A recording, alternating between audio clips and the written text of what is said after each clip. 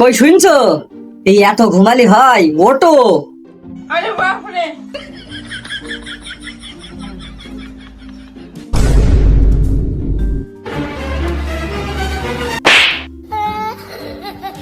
কি হলো কি হলো? তুই কি আমার মারলে নাকি রে? আরে না না, আমি মারবো কিসের জন্য তোমার? এই ভূতি মেয়ে গেল নাকি আমার? তুই এখানে জিন্দা মানুষ দাঁড়িয়ে রয়েছিস আর বলছিস আমি মারিনি কো?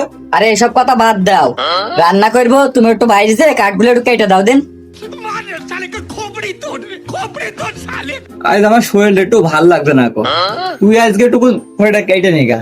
হুম, এত ভান করো না, আমি জানি তুমি কি শয়তানের শয়তান। তুমি কাঠ কাটার ভয়ে এখন মুরগির মতো ঝিম ধরেছো।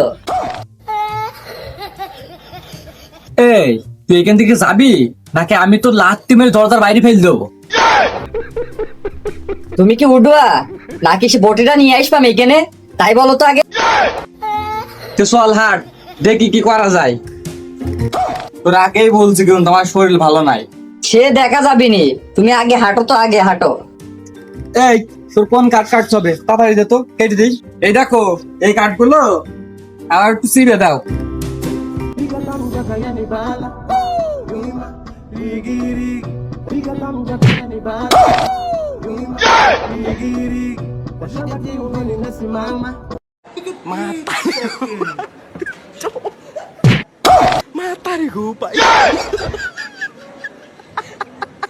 তুমি কাঠ কাটছো না আর কি মাইছো? তাড়াতাড়ি কাঠ ফেলে দাও, না কিন্তু আজ যে বিপদ আছে। দেখ আমার শরীর ভালো নাই, এই কাঠ কাটিতে একসময় একদিক চলে যাচ্ছে, কনে কি হয়ে যাবি নি, পরে কিন্তু তুই আমার দোষারোপ করতে পারবি না বলে বুঝ দিলাম। এবার তুমি কি আমার মেরে ফেলা ধান্দা করে নাকি? হ্যাঁ, দাঁড়াও।